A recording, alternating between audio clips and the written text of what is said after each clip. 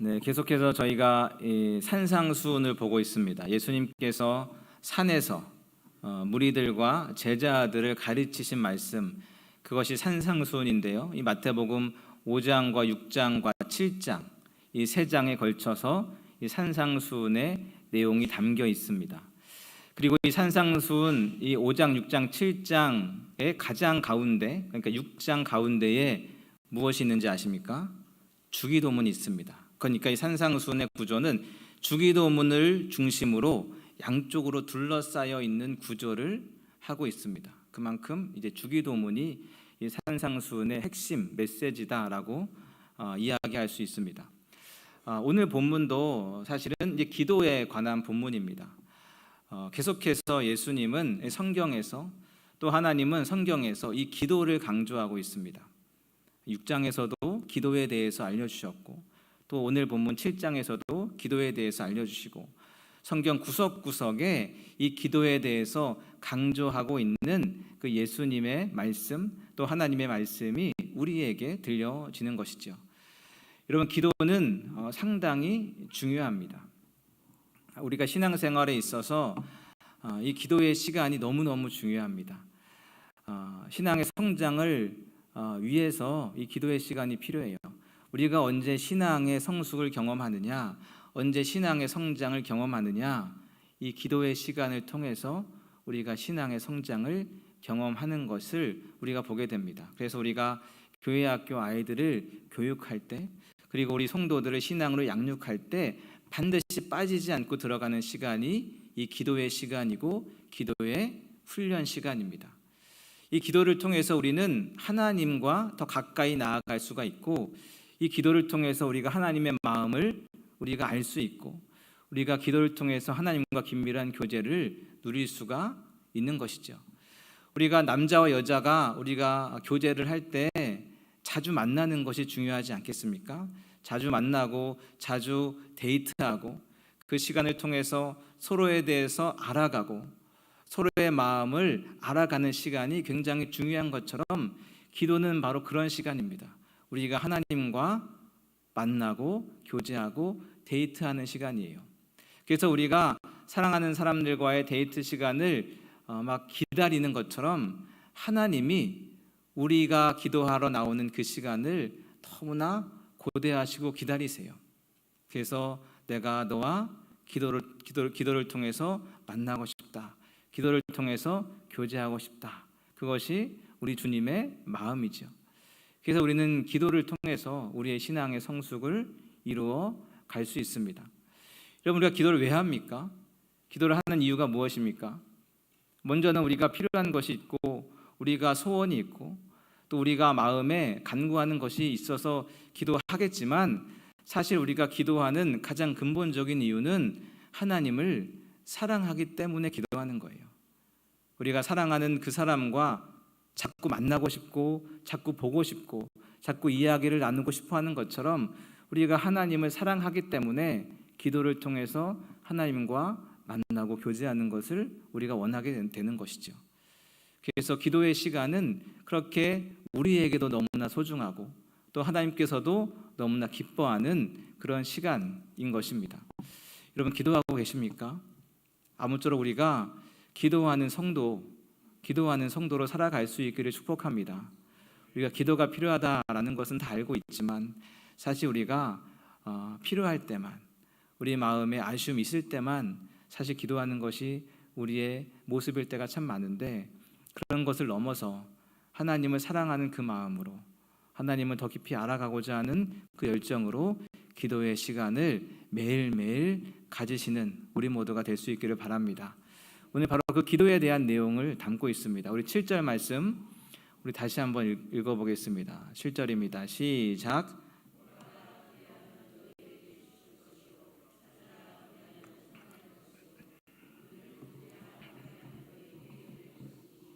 아멘. 너무나 유명한 말씀이죠. 먼저 본문은 우리에게 구하라 이렇게 말씀합니다. 구하라. 이 구하라의 핵심이 뭘까요? 이 당당함이에요. 당당함. 그러니까 구할 때 종이 주인에게 구하는 것처럼 약간 눈치 보면서 약간 조심스럽게 약간 쭈뼛쭈뼛 하면서 구하는 것이 아니고 당당하게 담대하게 구하라 라는 뜻입니다. 마치 자녀가 부모에게 무엇인가 요청할 때 당당하지 않습니까? 생각해 보면 자녀가 이 가정의 경제에 이바지한 것이 하나도 없습니다. 그렇잖아요. 가져가는 것만 있지 뭔가 주는 것은 없습니다. 그럼에도 불구하고 자녀들은 너무나 당당하게 요청을 합니다. 아빠에게, 엄마에게 이것 좀 주십시오. 이것 좀 필요합니다. 이것 좀 사주세요. 왜 안 사줍니까? 때로는 제가 나한테 뭘 맡겨놨나? 왜 이렇게 당당하게 이야기하지? 라는 생각이 들 만큼 아이들은 당당해요. 하지만 그 모습이 곧 자녀들의 모습인 것이죠. 부모를 향한 자녀의 모습은 당당함입니다. 예수님이 우리에게 기도할 때 이렇게 당당하게 요구하라 이렇게 말씀하고 있는 거예요. 종이 주인에게 구걸하는 것처럼 구걸하는 게 아닙니다. 눈치 보면서 조심스럽게 요청하는 것이 아니에요. 자녀가 부모에게 하듯 당당하게, 당연하게, 때로는 뻔뻔하게 그렇게 구하는 것. 그것이 오늘 이 구하라라는 단어 안에 담긴 의미인 것이죠. 여러분, 이것이 바로 기도의 출발점입니다. 그래서 주기도문도 어떻게 시작합니까? 하늘에 계신 우리 아버지, 하나님과 나와의 관계를 정리하면서 기도를 시작하고 있습니다. 하나님과 나와의 관계가 아버지와 자녀의 관계라는 것을 딱 못 받고 기도가 시작되고 있습니다. 그렇기 때문에 우리가 당당하게 기도할 수 있는 것이고 우리가 당당하게 하나님께 요청할 수 있는 것이지요. 이 당당함이 기도의 출발점입니다. 우리는 종이 아니라 자녀이기 때문에 하나님께 당당하게 구할 수 있습니다. 하나님은 우리가 구하는 것을 부담스러워하지 않으세요. 참 뻔뻔하구나 이렇게 생각하지 않으십니다. 오히려 우리가 구하는 것을 기뻐하시죠. 그것이 부모의 마음 아닙니까? 제가 필요한 게 있는 것 같은데 말을 안 해요. 그것처럼 참 마음이 속상한 게 없어요. 엄마 나 이거 필요해요. 아빠 나 이거 필요해요. 아이들이 말해주면 참 고맙습니다. 참 이쁩니다. 그래서 그 아이들에게 필요한 그것들을 제공해 주는 게 누구의 기쁨이에요? 부모의 기쁨이죠. 하나님의 마음이 그렇다라는 거예요. 어떤 아버지가 있습니다. 이 아버지가 이 자녀에게 필요한 것들을 다 준비해 두었습니다. 그런데 이 자녀가 달라고 하기 전에는 먼저 잘 채워주지 않아요. 왜냐하면 자녀가 나한테 와서 아빠 이거 필요해요 라고 이야기하는 그거를 너무나 원하기 때문이죠. 그 시간이 이 아빠에게는 너무나 좋은 거예요. 그 시간이 너무나 행복한 거예요. 그래서 선물이 잔뜩 선물을 준비해 놓았음에도 불구하고 사랑하는 자녀가 나한테 올 때까지 기다리는 겁니다. 여러분, 하나님도 마찬가지 아니겠습니까? 하나님이 우리에게 필요한 모든 것들을 아십니다. 우리에게 필요한 모든 것들을 이미 준비해 놓으셨습니다. 그리고 기다리시는 거예요. 제가 나한테 와서 달라고 하면, 제가 나한테 와서 필요하다고 이야기하면, 제가 나한테 와서 기도하면 당장 줘야 되겠다. 그러면서 기다리시고 계신 하나님의 마음이 오늘 본문에 담겨 있는 것이죠. 하나님은 우리를 기다리고 계십니다. 그래서 기도하지 않는다는 것은 단순한 게으름을 이야기하는 게 아니에요. 하나님을 아버지로 믿지 않는다라는 불신을 이야기하는 겁니다. 반면에 기도한다라는 것은 내가 하나님을 신뢰한다는 증거예요. 내가 하나님을 아버지로 인정하고 고백한다라는 증거입니다. 그래서 비록 내가 이상한 요구를 한다고 할지라도 그분이 내 아버지시기 때문에 내 요구에 응답하시고 내 요구에 반응하실 거야 라는 그 신뢰감을 나타내는 게 이 기도의 자리인 것이죠. 로마서 8장에 보면 이렇게 이야기합니다. 너희는 다시 무서워하는 종의 영을 받지 아니하고 양자의 영을 받았으므로 우리가 아빠 아버지라 부르짖느니라. 그렇습니다. 우리가 기도할 때 종으로 하나님께 나아가는 게 아닙니다. 우리가 노예로 하나님께 나아가는 게 아니에요. 우리가 누구로? 자녀로 하나님께 나아가는 줄로 믿습니다. 그렇기에 당당하게 구하십시오. 당당하게 기도하십시오.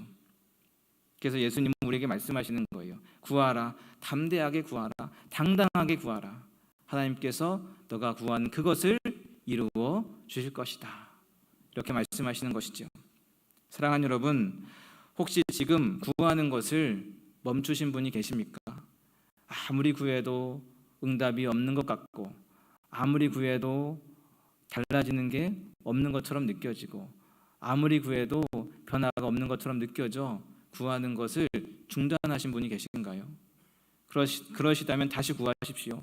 다시 기도하십시오. 절대로 기도를 멈추지 마십시오. 하나님은 구하는 자의 기도에 응답하시는 하나님이신 줄로 믿습니다. 또 7절에 보시면 찾으라 이렇게 말씀하시지요. 찾으라. 이 찾으라는 단어를 조금 묵상해 보십시오. 이 찾는다라는 단어가 전제하고 있는 게 무엇이겠습니까? 숨겨져 있다라는 말이에요. 겉으로 드러나 있으면 사실 찾을 필요가 없습니다. 뻔히 눈에 보이면 굳이 찾을 필요가 뭐가 있겠습니까? 여기 마이크가 있는데 마이크를 찾으십시오 이렇게 하지 않아요. 그냥 마이크가 있구나, 무엇이 눈에 보이는구나, 그냥 집으면 됩니다. 하지만 찾는다라는 말은 숨어져 있다라는 뜻이겠죠. 숨어져 있으니까 열심히 찾아내야 된다라는 뜻입니다. 기도는 찾는 과정입니다. 그렇다면 뭘 찾겠습니까? 만약에 우리의 소원, 우리의 욕심, 우리가 원하는 것이라면 찾을 필요가 없습니다. 왜냐하면 그것들은 뻔히 드러나 있습니다. 여러분, 내 소원은 무엇인지 숨어 있지 않습니다. 내가 내 소원을 알지 않습니까? 내가 내 원하는 것을 알지 않습니까? 내가 내 욕심을 알지 않습니까? 그것은 숨겨져 있지 않아요. 뻔히 드러나 있습니다. 그것은 찾을 필요가 없습니다. 하지만 하나님의 뜻은 숨겨져 있어요. 하나님의 마음은 잘 보이지 않습니다. 하나님의 계획은 숨겨져 있어요. 그래서 뭐 해야 되는 거예요? 찾아야 되는 거예요. 열심히 찾아야 되는 것이죠. 예수님께서도 겟세마네에서 이렇게 기도하지 않으셨습니까? 내 원대로 마시옵고 아버지의 원대로 하옵소서. 찾는다라는 것은 하나님의 뜻, 하나님의 마음, 하나님의 계획을 찾는다라는 것입니다. 그래서 참된 기도란 무슨 기도냐? 하나님의 뜻을 발견하는 기도입니다. 마치 숨겨져 있는 보물을 열심히 찾아 그 보물을 찾아내는 것처럼 하나님의 뜻이 무엇인지, 하나님의 마음이 무엇인지 기도하는 그 시간들을 통해서 우리가 발견하고 찾아내는 것이지요. 그래서 기도라는 삽을 가지고 열심히 하나님의 그 뜻을 찾아내는 과정이 기도의 과정입니다. 그래서 시편 119편 10절에서 시편 기자는 이렇게 고백합니다. 내가 전심으로 주를 찾았사오니 주의 계명에서 떠나지 말게 하소서. 여러분, 참된 신앙은 하나님을 전심으로 찾는 것입니다. 많은 사람들은 돈을 찾고 명예를 찾고 내 생각과 내 계획과 내 욕심을 열심히 찾지만, 그러나 주님은 우리에게 말씀하십니다. 나를 찾아라. 마태복음 6장에서도 이렇게 이야기하지 않습니까? 먼저 그의 나라와 그의 의를 구하라. 우리가 주님을 찾을 때 그 이후의 모든 것들을 주님께서 더하여 주시겠다 말씀하고 있는 것이죠. 우리가 하나님의 나라를 찾을 때 하나님이 우리의 필요를 채워주십니다.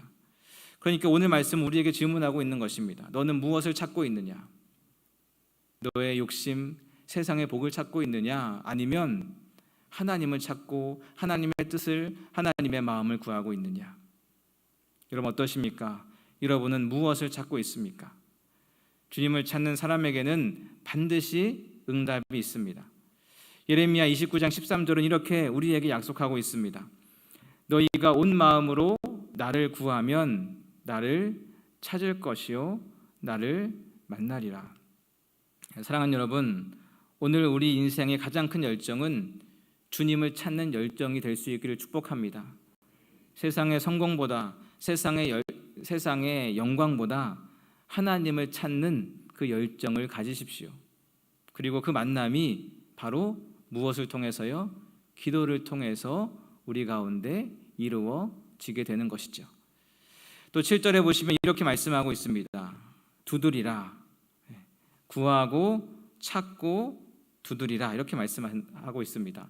이 두드림은 한 번의 두드림을 이야기하는 것이 아닙니다. 계속해서 두드리고 또 두드리고 또 두드리는 것, 즉 끊임없이 계속해서 두드리는, 집요하게 두드리는 행위를 이야기하고 있습니다.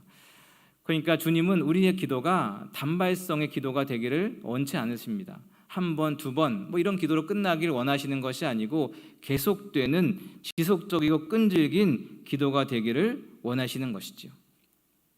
우리는 종종 기도하다가 너무나 쉽게 포기하지 않습니까?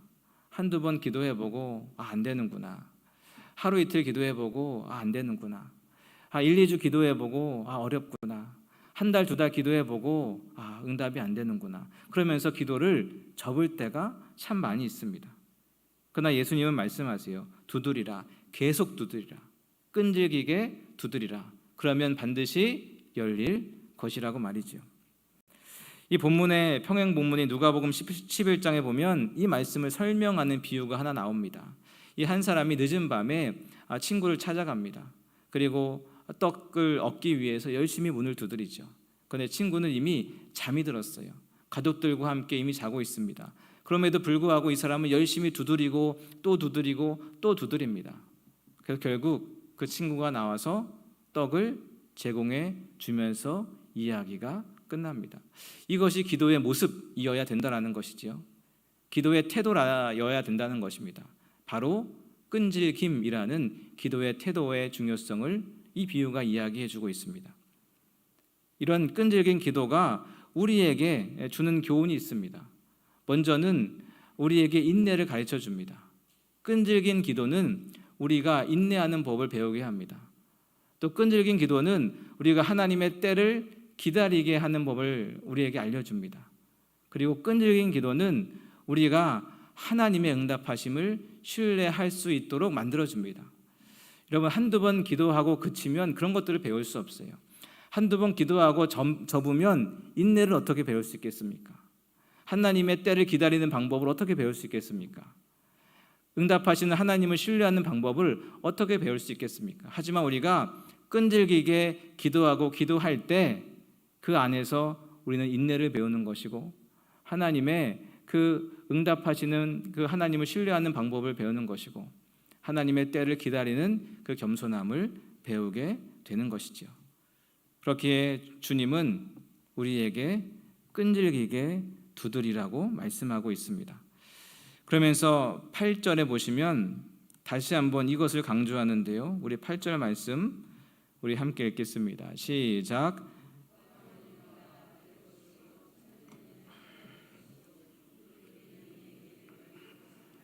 아멘. 한마디로 예배가 없다라는 말이죠. 구하고 찾고 두드리는 사람은 누구나, 모든 사람이 예외 없이 하나님의 응답을 받게 되는 것입니다. 그러면서 9절부터 이에 대한 예를 하나 들어줍니다. 보시면 너희 중에 누가 아들이 떡을 달라 하는데 돌을 주며 생선을 달라 하는데 뱀을 줄 사람이 있겠느냐? 너희가 악한 자라도 좋은 것으로 자식에게 줄 알거든 하물며 하늘에 계신 너희 아버지께서 구하는 자에게 좋은 것으로 주시지 않겠느냐. 아멘. 하나님이 마땅히 응답하신다는 사실을 구체적인 예를 통해서 설명해 주고 있습니다. 아니, 하나님이 응답하지 않으실 이유가 없다라는 거예요. 악한 자들도 그렇게 하는데 하물며 너희의 하늘 아버지가 응답하시지 않겠느냐, 가장 좋은 것으로 주시지 않겠느냐, 우리에게 그렇게 이야기하는 거죠.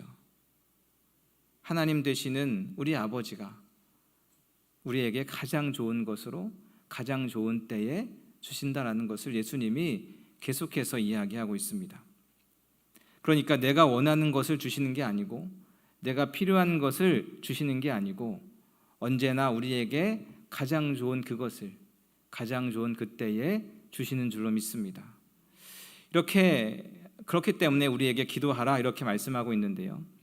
그런데 이렇게 끝나면 다 깔끔하고 좋을 것 같잖아요. 그런데 이렇게 끝나는 것이 아니고 좀 의아한 말씀이 이어집니다. 우리 11절 말씀 우리 함께 12절 읽겠습니다. 시작. 그러므로 무엇이든지 남에게 대접을 받고자 하는 대로 너희도 남을 대접하라. 이것이 율법이요 선지자니라. 아멘. 아니 이게 무슨 말입니까? 열심히 기도해라 이렇게 말해놓고 또 갑자기 그러니까 남을 대접해라 이렇게 이야기하고 있습니다.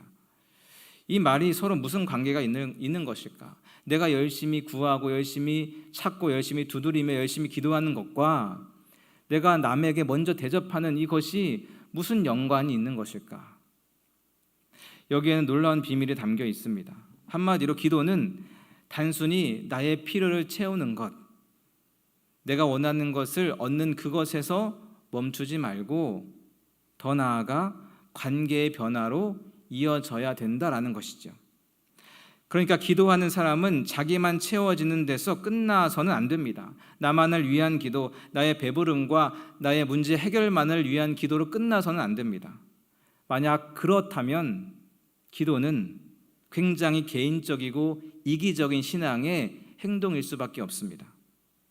기도하는 자는 받은 그 은혜, 그 받은 응답을 가지고 다른 사람을 먼저 대접하는 삶으로 나아가야 하는 것이죠. 그래서 본문은 이렇게 연결이 되는 거예요. 너희 아버지가 구하는 것을 너희에게 주신다. 그것을 가지고 너희는 남을 먼저 대접하라.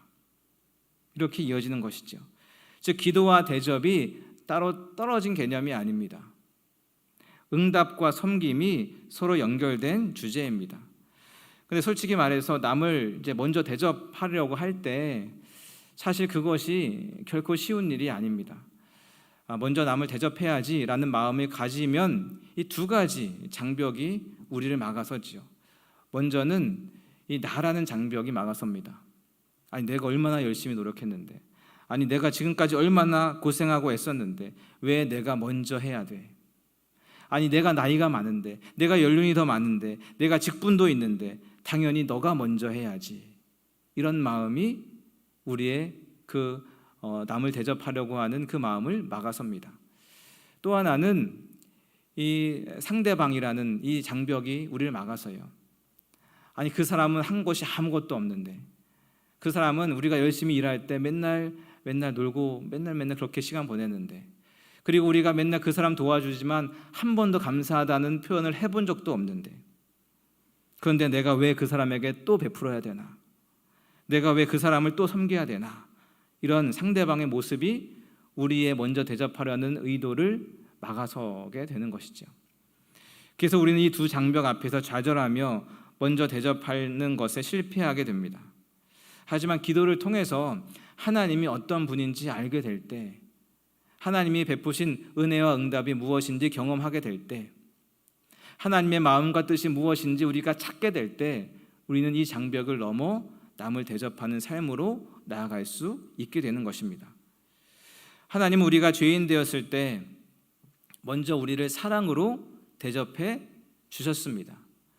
예수님은 우리가 여전히 죄인 되었을 때 십자가에서 자신의 모든 것을 내어주심으로 우리를 먼저 대접해 주셨습니다. 그 은혜로 우리가 하나님의 자녀가 된 것이고, 그 은혜로 우리가 기도할 수 있는 것이고, 그 은혜로 우리가 하나님의 응답을 누릴 수가 있는 것이죠. 그러니까 먼저 대접하신 하나님의 은혜로 우리가 자녀가 되었고, 우리가 은혜를 받았으며 우리가 기도의 응답을 받는다라는 것을 우리가 알고 있다면 우리 역시 받은 은혜를 가지고 남을 먼저 대접하는 삶을 살아갈 수 있게 되는 것입니다. 그래서 먼저 대접하라라는 말씀은 단순히 인간관계 기술이나 처세술이 아닙니다. 이것은 복음입니다. 기도를 통해서 하나님의 은혜, 하나님의 구원, 하나님의 먼저 대접하심을 경험한 자가 걸을 수 있는 복음의 길인 것이죠. 그래서 이 말씀을, 이 구절을 황금률이라고 이야기하지 않습니까? 사랑하는 여러분, 기도는 나만 채워지는 자리에서 끝나지 않습니다. 열심히 구하고 찾고 두드림으로 하나님의 은혜를 깊이 경험하고 그 은혜를 가지고 먼저 대접하는 자리까지 나아가야 하는 것입니다. 그래서 예수님은 이 기도의 결론을 그러므로 먼저 대접하라 이렇게 맺고 있는 것이죠. 오늘 우리의 기도가 여기까지 나아갈 수 있기를 축복합니다. 여러분 열심히 기도하시고 열심히 하나님의 응답을 받으시고 그 응답을 가지고 그 축복을 가지고 먼저 대접하는 자로 살아가십시오. 우리 교회가 열심히 기도하고 열심히 응답받고 열심히 대접하는 교회가 될 수 있기를 축복합니다. 그렇게 우리 모두 하나님이 베푸신 그 은혜를 경험하고 그 은혜를 주변에 흘려보내는 그런 성도, 그런 교회로 살아갈 수 있기를 주님의 이름으로 간절히 축원합니다. 기도하겠습니다.